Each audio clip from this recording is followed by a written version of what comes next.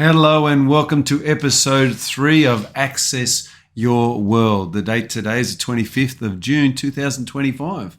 And we're up to our third episode on this series. So go ahead and subscribe. You can also, as I've mentioned before, jump onto my YouTube channel, Joshua Roy Seminars. Check out the YouTube channel. Check out the upcoming courses. And there's always live courses being held. I'm running an Unlock Your Incredible Self live course every month. That goes for 6 hours. It costs $39 to attend that course and program. So it really is a wonderful program for anybody who's wanting to unlock more of who they are, unlock the best parts of themselves, become more proficient, become more charismatic in your personality, become better in every measurable way. So today's episode and what we're going to discuss today is relationships. Now, relationships is one of the topics that I do share in my seminars, and there's a whole seminar based on relationships and the 3 components of consummate love. First of all, the first component is commitment. I like to think about commitment as having a relationship vision. In fact, I use the word vision and commitment synonymously. The next is making sure there's intimacy in your relationship. And finally, we've got passion, a relationship filled with love and passion. So when that all happens, we get all our ducks in a row and everything lines up, then we move into what we call consummate love. And consummate love is what we desire. We want a love that's long lasting. We want a love that's going to grow. Isn't that a nice concept or idea, growing old with somebody, loving them and having that depth of the relationship that only comes through time and commitment. And so I really love that idea, that concept. And that's what I teach in my courses is I'm not a course and I don't teach courses about how to pick up.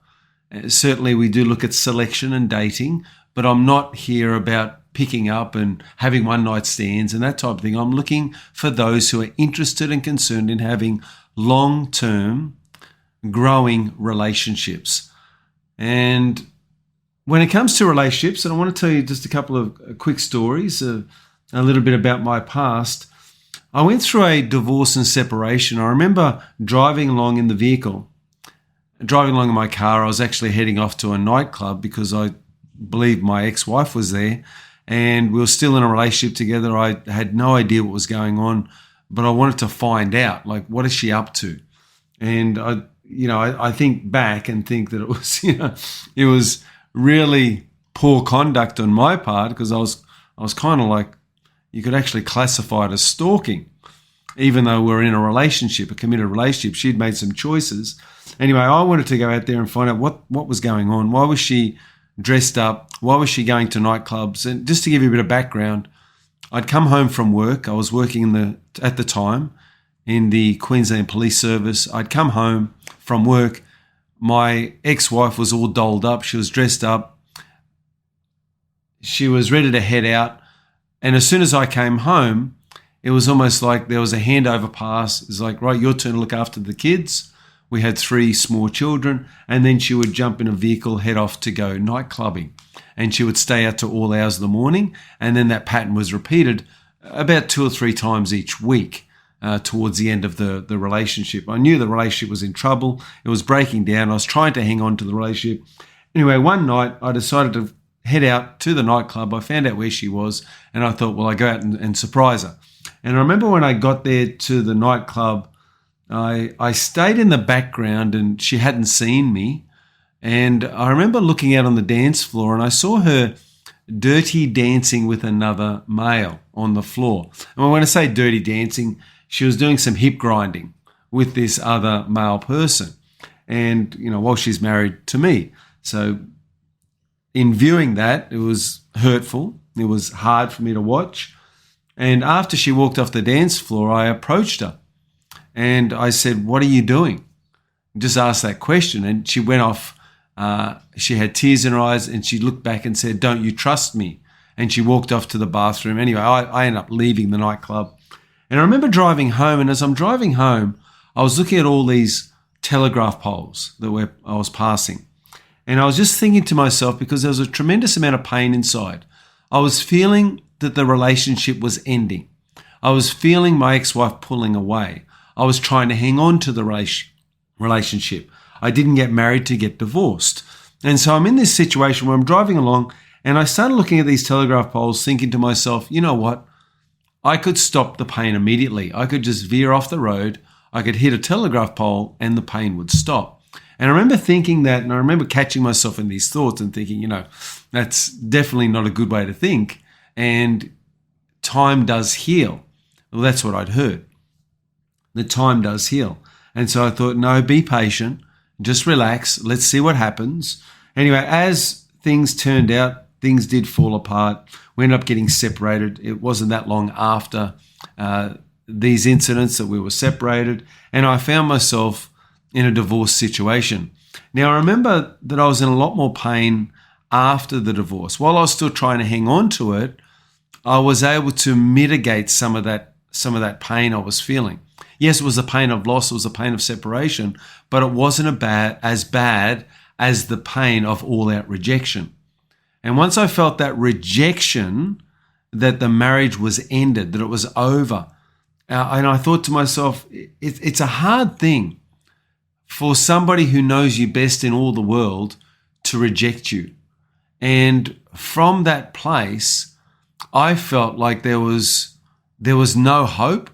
There was like, how do you rebuild that? How do you get so that one person that knows you better than anybody else has rejected you? And so there's an overwhelming sense or feeling at that moment, or at least there was with me, that I was incapable of making something work. I started to feel hopeless, helpless, worthless. And I don't know if you can relate to that, but I was in a very dark place and I was in a very low place in my life. And I remember that I was in the squad car. It just so happened that at the time I was working at a place called Springfield. That's in Queensland, Australia. And at this place in Springfield, I was a single officer working at a police beat. And that was really good for me. It was a great way for me to heal. I didn't have an offsider. I was by myself. And it gave me an opportunity to practice, I guess, go through the healing process. And I remember driving along in my squad car and I'd be heading off to a job. Somebody maybe had a house that was under construction that had been broken into and I needed to go take a report from the owner. And as I'm driving to the job, sometimes I would just veer off the road. I would stop the car and I would just cry. And I didn't understand what was happening because I'm generally not someone who cries a lot. In fact, I very rarely cry. But at this time, it seems like there was a flood of tears that I couldn't control. And I realized that tears are therapeutic.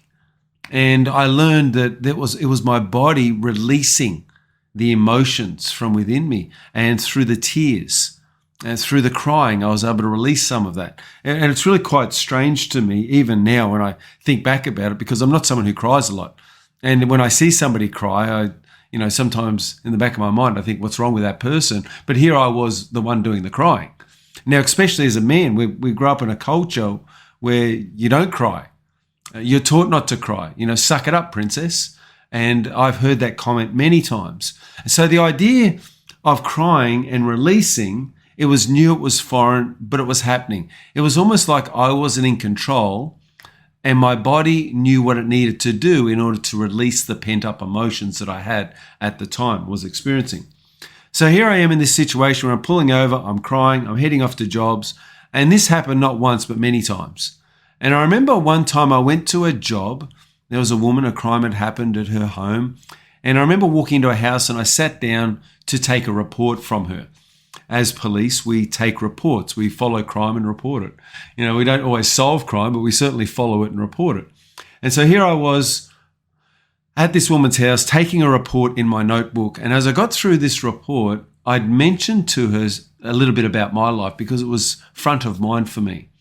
And as I was talking about my life and my situation, I looked behind where she was sitting and I saw there was a room full of books.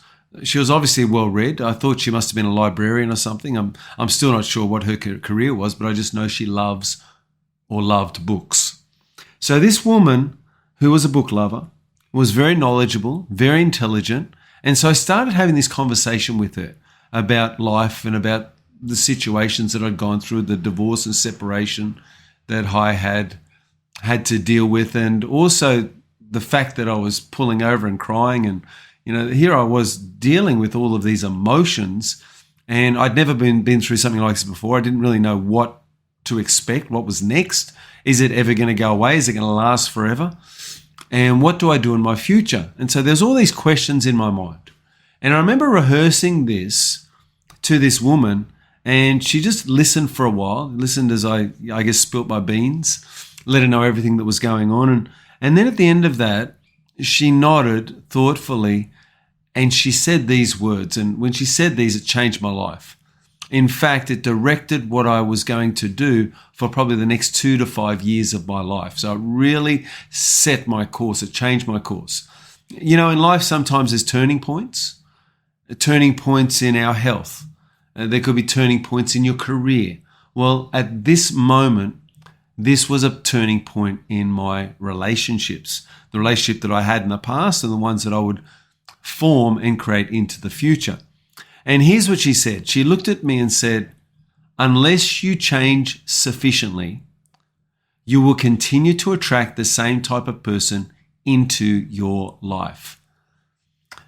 Now, with those words, I was able to take full responsibility and accountability for the situation as it was.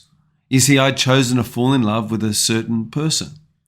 I'd chosen to be in a marriage and relationship with a person. I had chosen to seek or desire to make that relationship work long term. I had done all of that. So selection was mine.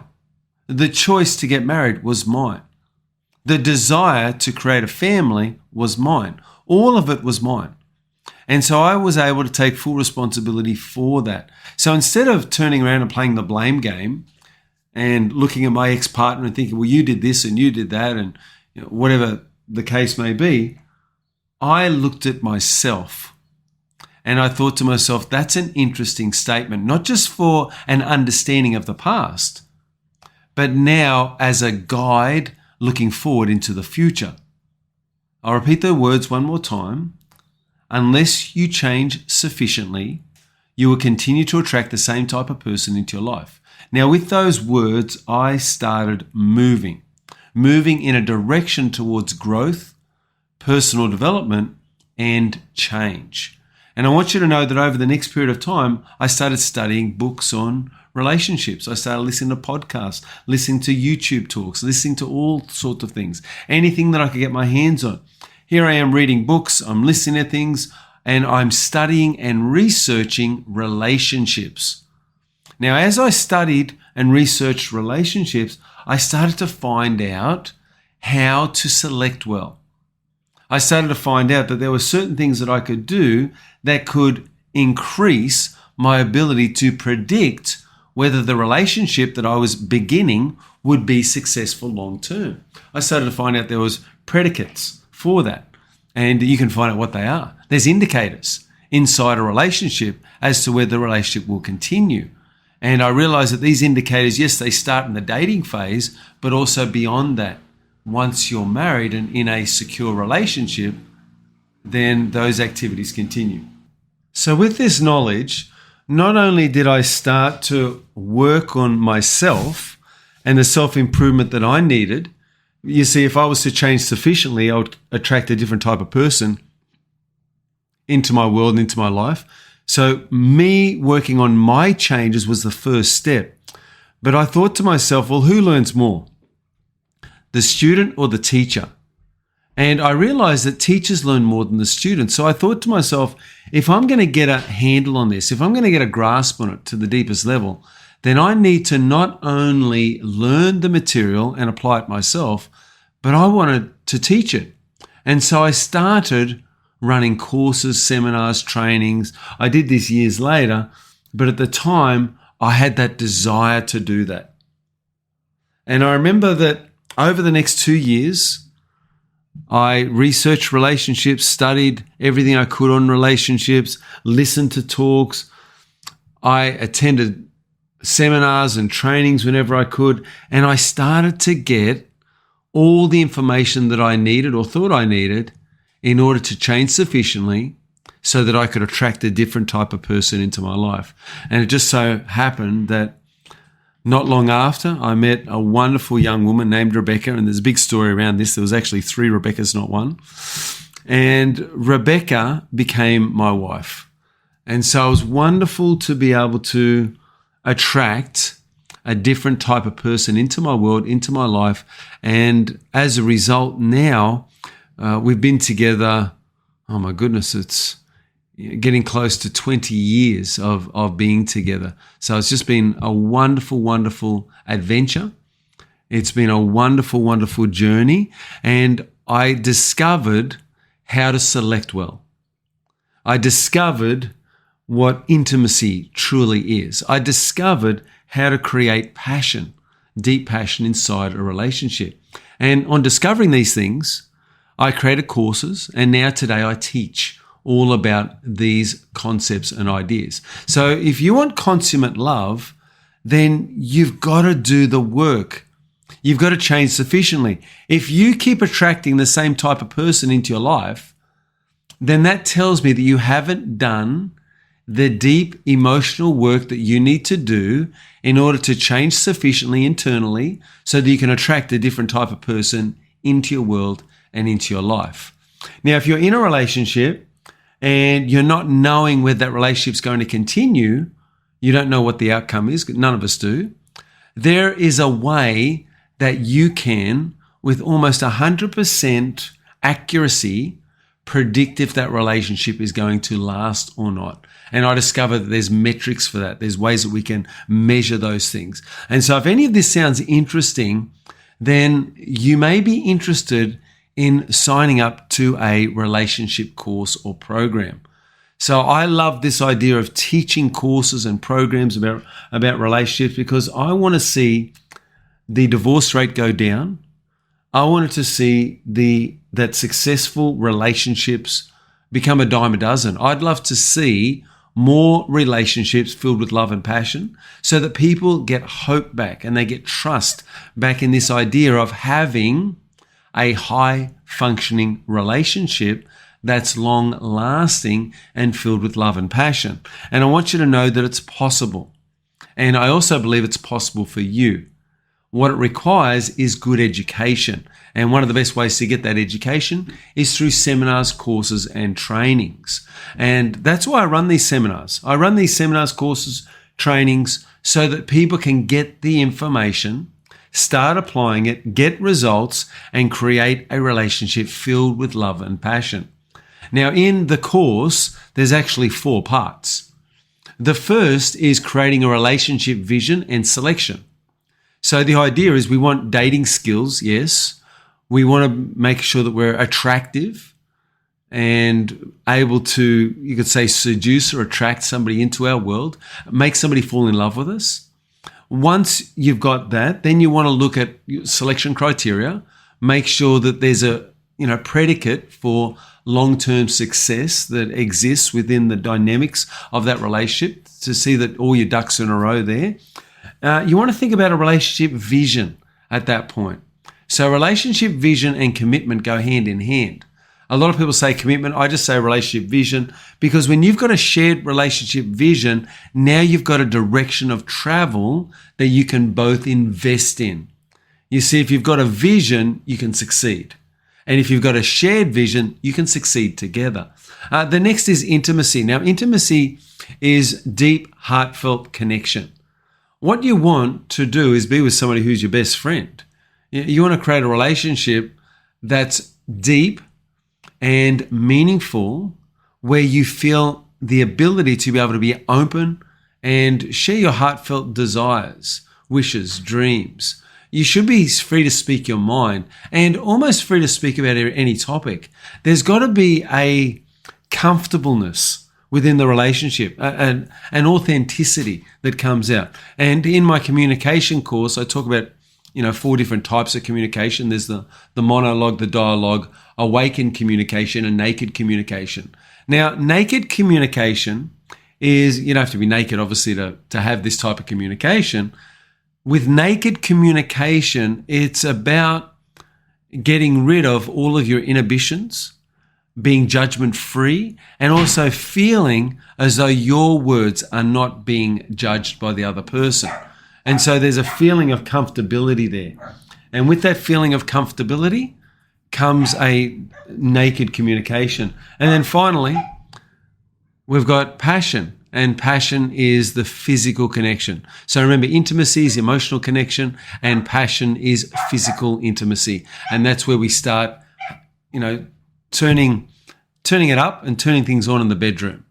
This is where we light up your sex and love life. So this is the course that I run. There's 4 components. Each component goes for about 4 hours each. So it's a 16-day 16-hour program. And this 16-hour program across 2 days is life-altering and life-changing for those who want to improve and increase their ability to create love and passion inside their relationships. So just remember this, that your commitment to yourself should be to discover who you really are. Unlock your incredible self and unleash that on the world. So I just want to let you know that Rebecca and I, we're in a wonderful relationship. It's filled with love and passion. We care about each other deeply. We have good talks with each other. We're able to share our thoughts and feelings, innermost thoughts and feelings with each other. We're able to have passion and light things up in the bedroom. And it's just wonderful to have a relationship that's filled, a relationship that's growing, and a relationship that's alive. And I want this for each of you, to have a relationship filled with love and passion.